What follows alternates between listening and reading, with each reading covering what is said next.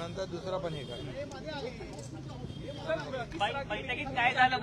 बैठकीत काय आज झालं? मुख्यमंत्री महोदयांच्या अध्यक्षतेखाली या ठिकाणी सर्व सुरक्षा विभाग आणि डिझास्टर मॅनेजमेंट आणि इतर जे संबंधित विभाग आहेत त्यांच्या वरिष्ठ अधिकाऱ्यांच्या बरोबर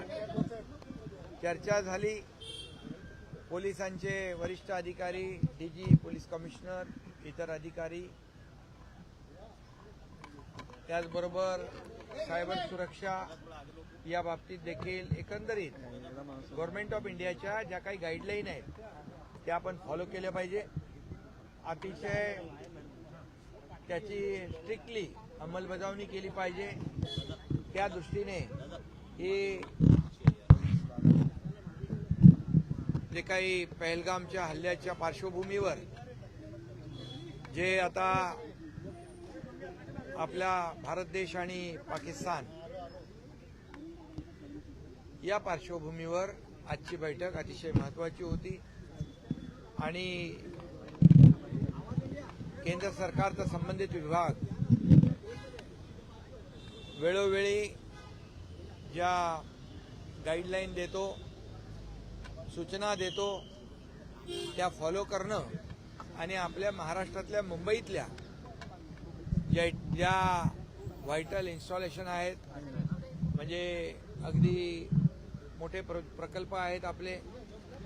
मोठ्या वास्तू आहेत, CST आहे, BRC आहे, JNPT आहे, मुंबई कॉर्पोरेशन आहे,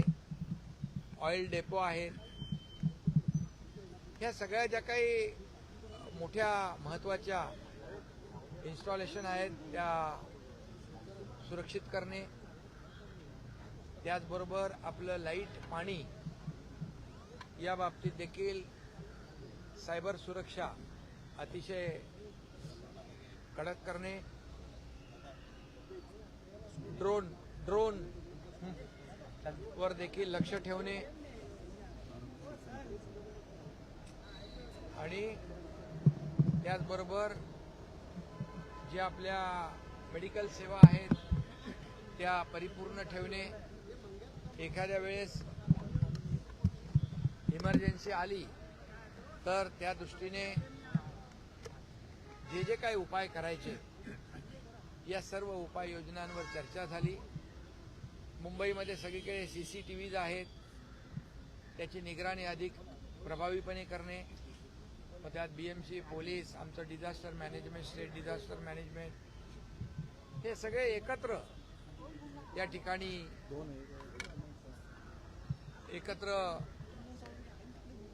कलेक्टिव्ह आणि कोऑर्डिनेशनमध्ये ठेवून सगळ्यांना या ठिकाणी सुरक्षेच्या दृष्टीने उपाय करणे आणि त्याचबरोबर वेळोवेळी लोकांना देखील सूचना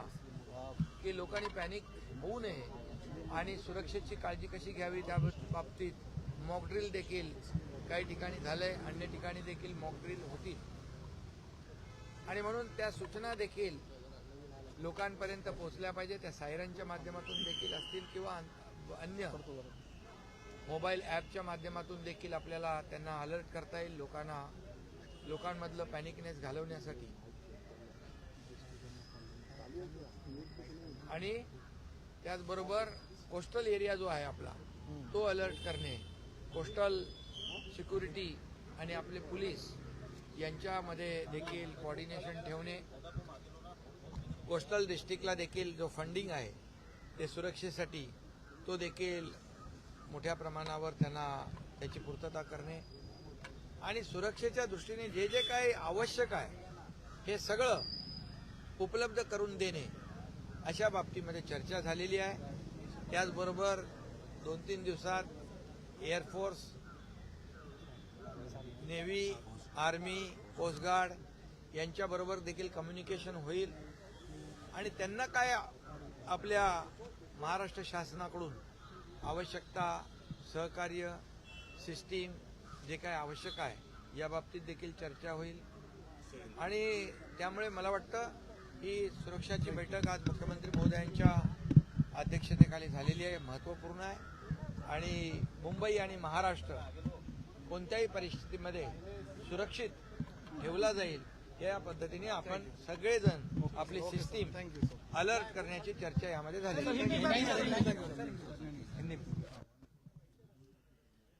आणि त्याचबरोबर असंही ठरलं की काही खोट्या बातम्या सोशल मीडियाच्या माध्यमातून काही खोट्या बातम्या पसरवल्या जातात, त्याच्यावर देखील तो खरा म्हणजे गंभीर गुन्हा आहे आणि त्याच्यावर देखील कडक कारवाई झाली पाहिजे अशा प्रकारचा देखील निर्णय झालेला आहे आणि लोकांनी देखील आम्ही जनतेला लोकांनाही आणि सगळ्यांनाच आवाहन करतो, विनंती करतो की तेही चर्चेमध्ये आलं की जे काय आता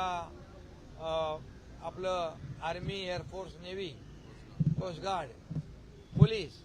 जे काही आपण ही तयारी करतोय मुवमेंट असेल त्याचं चित्रीकरण करून व्हिडिओ काढून हे देखील प्रसारित करू नये, हे देखील सुरक्षेच्या दृष्टीने घातक आहे आणि अशा प्रकारचं देखील नागरिकांनी देखील त्याचं चित्रण करून व्हिडिओग्राफी करून त्याचं प्रसारण करू नये. या ज्या काय आपल्या मुवमेंट आहेत ज्या सुरू होतील तयारीच्या दृष्टीने त्याचंही चित्रण करू नये. आणि दुसऱ्या आज मुख्यमंत्री महोदय के अध्यक्षता में यहाँ पर एक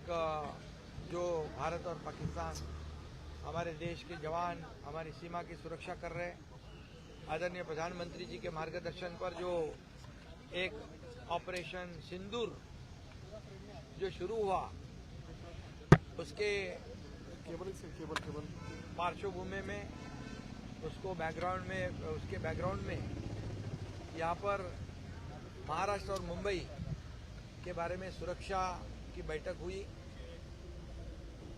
और मुख्यमंत्री जी और बाकी सभी विभाग जो है, पुलिस है, साइबर विभाग है, डिजास्टर मैनेजमेंट है, सभी डिपार्टमेंट के साथ चर्चा हुई है और आपत्ति व्यवस्थापन, इमरजेंसी में क्या करना है, कैसे हमारे नागरिकों की सुरक्षा करना है, इसमें कोई कमी ना आवे, ऐसे पूरी तैयारी राज्य सरकार कर रही है. राज्य सरकार पूरी तरह अलर्ट है. सीसी कैमरे जो हमारे लगे हुए हैं उससे और ज़्यादा निगरानी रखे. हमारे पीने का पानी हो, लाइट हो, इलेक्ट्रिसिटी हो, उसको साइबर अटैक से कोई डिस्टर्ब ना करे, उसके ऊपर भी चर्चा हुई है. और ड्रोन के बारे में भी चर्चा हुई है. एंटी ड्रोन सिस्टम उसके बारे में भी पुलिस ने चर्चा की. ऐसे जब ऐसी परिस्थिति अगर आती है, लोगों को सुरक्षित जगह पर रखने की बात होती है तो उसके बारे में पूरी तैयारी, फिर वो मेडिकल फील्ड हो, साइबर सुरक्षा हो और वाइटल जो हमारे इंस्टॉलेशन जो हमारी जो अटल सेतु है, कोस्टल है, ये बीएमसी है, छत्रपति शिवाजी टर्मिनस है, ये बीआरसी है, जेएनपीटी है, ऑयल डेपो है, ये सब जो वाइटल जो इंस्टॉलेशन है, जो हमारे वास्तु है, इसमें कोई भी कुछ भी